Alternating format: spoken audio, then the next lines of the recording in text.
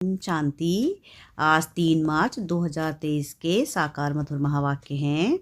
मीठे बच्चे, जब स्वच्छ पौधों पर 5 विकारों की मैल चढ़ती है तब भ्रष्टाचार बढ़ता है। अब तुम्हें श्रेष्ठाचारी बनना और बनाना है। प्रश्न है आज की मुरली का कि श्रेष्ठ बनने के लिए श्री श्री शिव बाबा की श्रेष्ठ मत कौन सी मिलती है। क्या है प्रश्न आज का कि श्रेष्ठ बनने के लिए श्री श्री शिव बाबा की श्रेष्ठ मत कौन सी मिलती है।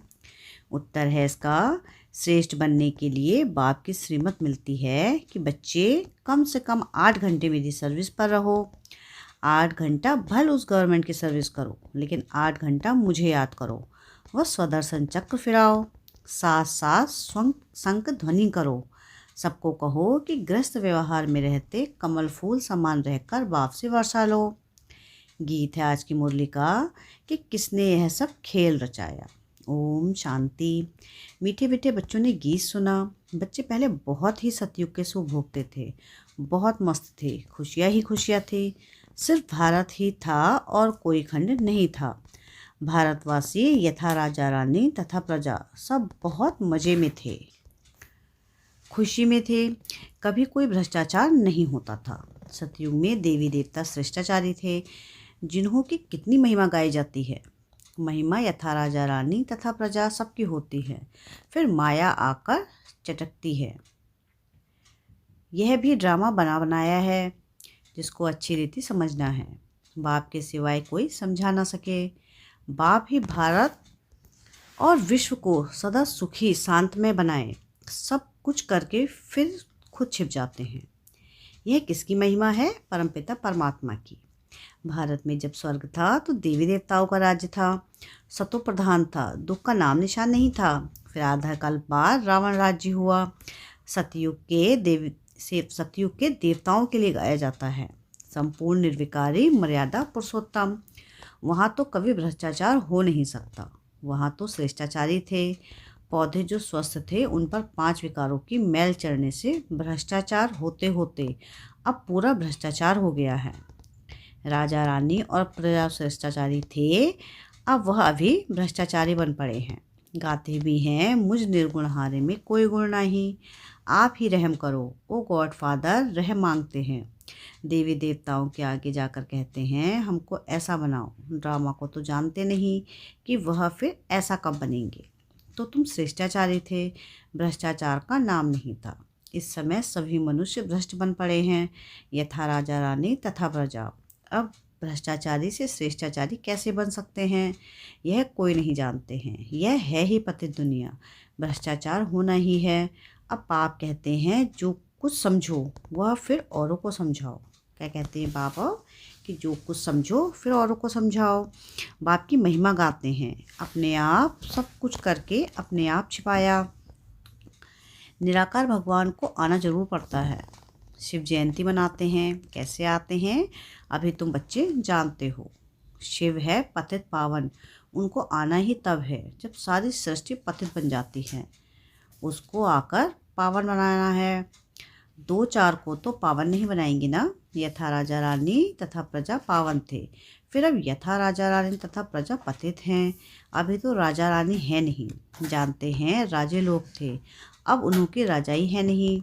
ब्रिटिश गवर्नमेंट थी तो साहूकार लोग जमींदार आदि धन देते थे। कोई ने 20-30 हज़ार दिया तो टाइटल मिल जाता था। बाबा अनुभवी है ना, शिव बाबा ने भी अनुभवी रथ लिया है। ऐसा वैसा रथ थोड़ी ही लेगा। बड़े बड़े राजाएं होते हैं तो वह घोड़े बहुत फर्स्ट क्लास रखते हैं।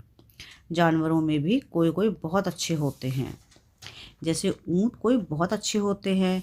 बैठो तो जैसे एरोप्लेन चलता है। कोई तो ऐसा होता है जो बहुत डंडे लगाने पड़ते हैं। तो बरोबर ये है, भारत 5000 वर्ष पहले स्वर्ग था। यह तो मशहूर है। क्रिश्चियन लोग भी कहते हैं क्राइस्ट से 3000 वर्ष पहले स्वर्ग था। तो बरोबर कल्प 5000 वर्ष का हो गया।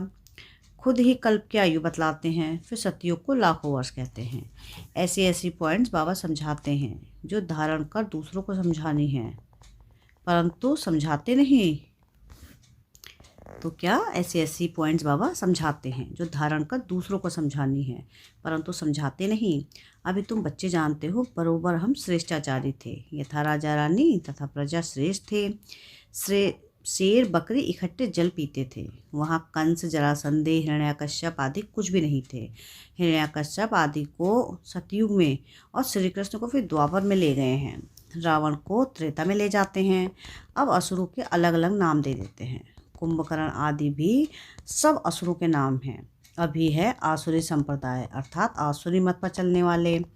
अभी बाप आकर के श्रीमत देते हैं, जिससे तुम ब्राह्मण से देवता बनते हो। परमपिता परमात्मा ब्रह्मा के मुख कमल से ब्राह्मण, देवता और क्षत्रिय धर्म की स्थापना करते हैं। दूसरा कोई धर्म वहाँ होता नहीं। सतयुग त्रेता में तो दूसरा कोई धर्म स्थापन हुआ नहीं है। दोनों युग की एज एक जैसी, यानी 1250 वर्ष है। सतयुग में दैवीय राज्य, त्रेता में क्षत्रिय राज्य, सूर्यवंशी और चंद्रवंशी। यह सूर्यवंशी और चंद्रवंशी राजधानी किसने स्थापन की? क्या ऐसे कहेंगे कि चंद्रवंशी राजधानी राम ने स्थापन की, सूर्यवंशी राजधानी लक्ष्मी नारायण ने स्थापन की? नहीं, दोनों की स्थापना करने वाला परमपिता परमात्मा है। स्वर्ग का रचयिता है बाप। सतयुग त्रेता की राजाई रची है। गाया भी जाता है, परमपिता परमात्मा ने ब्रह्मा मुख से ब्राह्मण, देवता और क्षत्रिय धर्म रचा। बाप कहते हैं, यह जो तुमको ज्ञान सुनाता हूँ यह फिर प्रायः लोप हो जाएगा। इस्लामी, बौद्धी आदि जो धर्म स्थापन करके गए हैं उनका नाम, रूप, देश, काल आदि तो नहीं भूलेंगे। उनको तो सब जानते हैं ना। यह देवता धर्म मैं कैसे स्थापन करता हूँ यह ज्ञान सब भूल जाएंगे। द्वापर में फिर कितने धर्म स्थापन हो जाते हैं। एक ही इस्लामी बौद्ध धर्म में यह सैकड़ों हो गए हैं। आपस में कितना लड़ते हैं। अभी तुम जानते हो बाबा कैसे सब कुछ करके अपने आप को छिपा लेता है। स्वर्ग में जो देवी देवता थे उनको फिर माया आकर चटकी। पूरे वेगुण बन गए हैं, गाते भी हैं, मुझ निर्गुणहारे में कोई गुण नहीं। तब तो गुणवान देवताओं की पूजा करते हैं। बड़े बड़े राजाओं के पास अंदर महलों में मंदिर रहते हैं, पूजा करते हैं। ऐसा कोई राजा नहीं होगा जिसके पास मंदिर ना हो। अब बच्चे जानते हैं कि शिव बाबा की श्रीमत पर चलना है। कदम कदम पर श्रीमत लेनी है, तभी सो देवी देवता बनेंगे। परंतु श्रीमत पर भी चलते नहीं। बाबा कहते हैं, कोई भी बात में कुछ मूंझो तो चिट्ठी लिखकर पूछो। बाप को याद करो। माया ऐसी है जो स्वर्ग स्थापन करने वाले परमपिता परमात्मा को याद करने नहीं देती। बाबा जानते हैं तूफान बहुत आएंगे, परंतु चिट्ठी लिख पूछना चाहिए। इस हालत में क्या करें? बच्चे की शादी है, इस हालत में क्या करें? कोई मरा है, क्या करें? मत लेनी चाहिए। श्रेष्ठ बनना है तो श्रीमत पर चलना है। श्री कृष्ण की मत तो हो ना सके। श्री कृष्ण पति दुनिया में कैसे आ सकता है? श्री कृष्ण की आत्मा खुद अंतिम जन्म में राजयोग सीख रही है। सिर्फ श्री कृष्ण की आत्मा है क्या? जो भी देवी देवता घराने वाले हैं वह ब्राह्मण बने हैं। कदम कदम पर श्रीमत पर चलना है। बाप कहते हैं, जितना हो सके बाप को याद करते रहो। तुम्हारे पापों का बोझा बहुत है। भले कोई गवर्नमेंट सर्विस में है, 8 घंटे गवर्नमेंट की नौकरी है, बाकी जो समय है उसमें याद करो। कम से कम 8 घंटा तुम मेरी सर्विस करो। बाप को याद करो। स्वदर्शन चक्र फिराओ, शंख ध्वनि करो। कौन सी? सबको कहो कि गृहस्थ व्यवहार में रहते कमल फूल समान रह करके बाप से वर्षा लो। बाप स्वर्ग रचते हैं तो स्वर्ग का वर्षा मिलना चाहिए। भारत ही स्वर्ग का मालिक बनता है, अभी तो नर्क का मालिक है। नर्क में दुखी होते हैं तब बाप को याद करते हैं, परंतु जानते नहीं कि बाप क्या देगा। बाप के लिए कहते हैं सर्वव्यापी है, भीतर ठिक्कर में है। बाप कहते हैं तुमने कितनी भूल की है, परंतु यह भी ड्रामा विनोद है, अब उनसे बाहर निकलो। यह भक्ति आदि करते करते तुम तंग हो गए हो। अभी भक्ति भी व्यभिचारी हो गई है। मौत आकर सामने खड़ा है तो श्रीमत पर चलना चाहिए। परंतु बच्चे ऐसे बाप को भूल जाते हैं। माया रावण का राज्य कैसे चलता है यह भी कोई जानते नहीं। रावण का बुत जलाते हैं, यह पीछे रिवाज निकला है। रावण को जलाते हैं, परंतु हर वर्ष रावण बड़ा होता जाता है। आगे 10 फुट का बनाते थे, अब 15 फुट का बनाया, फिर 50 फुट का, एकदम छत जितना लंबा बनाते हैं। बुद्ध का भी बहुत बड़ा चित्र बनाते हैं। इतने बड़े मनुष्य तो होते नहीं। जास्ती में जास्ती मनुष्य 6 फुट के होंगे। लक्ष्मी नारायण भी इतने ही होंगे। ऐसे नहीं वहाँ आयु बड़ी होती है तो बड़े बन जाते हैं, नहीं। मनुष्य मनुष्य ही हैं, जैसे अभी दिखते हैं। भिन्न भिन्न वैरायटी हैं, कोई काले कोई कैसे। भारत में सुंदर भी थे, अभी श्याम बने हैं। सुंदर बनाने वाला है बाबा, वह है हसीन मुसाफिर। वह तुमसे बात कर रहे हैं, उनको भूलना नहीं चाहिए। इनको यानी साकार को भल भूल भी जाओ, हमेशा समझो बाबा हम सजनियों को खूबसूरत परिज़्यादा बनाते हैं। कहते हैं ना, एक तालाब है जहाँ डुबकी लगाने से मनुष्य परी बन जाते हैं। अभी तुम समझते हो ज्ञान सागर द्वारा ज्ञान की परी बन जाते हैं। अभी तो नर्क की परी हो ना। भले कितना भी कोई फैशन करे, पाउडर आधी लगावे, फिर भी हैं तो नर्क में ना। कोई से भी पूछो यह स्वर्ग है व नर्क है, कहते हैं साहूकार के लिए स्वर्ग है। स्वर्ग नर्क को भी जानते नहीं, तो श्रीमत का ख्याल रखना चाहिए। श्रीमत को भी जानते नहीं, जिसने इतना श्रेष्ठ बनाया उनका नाम रूप गुम कर दिया है। गाते हैं तो मात पिता हम बालक तेरे। अब माता किसको कहा जाता है यह तुम जानते हो जरूर। जिसमें बाप प्रवेश कर रचना रचते हैं उनको माता कहेंगे। यहाँ तुम समझते हो कि हम प्रजापिता ब्रह्मा की मुख वंशावली हैं। शिव बाबा के पोत्र पोत्रियाँ हैं, तो बाप के नाम हैं, बीच में बाप दलाल जरूर चाहिए। जो तुम पोत्रे पोत्रियाँ कहलाओ, दादे से वर्षा लो, तो यह दलाल है, इनसे वर्षा नहीं मिल सकता। इनको भी वर्षा शिव बाबा से लेना है, शिव बाबा की मत पर चलना है। तुम्हें ब्रह्मा के द्वारा शिव बाबा से वर्षा मिलता है, परंतु बाबा कहते हैं तुम इनको भी भूल जाओ। शिव बाबा से तुमको मत लेनी है। शिव जयंती मनाते हैं, परंतु बिल्कुल जानते नहीं। स्वर्ग बनाने वाले बाप का यादगार गुम कर दिया है, नर्क बनाने वालों के यादगार रख दिए हैं। दिन प्रतिदिन भ्रष्टाचार होता जाता है।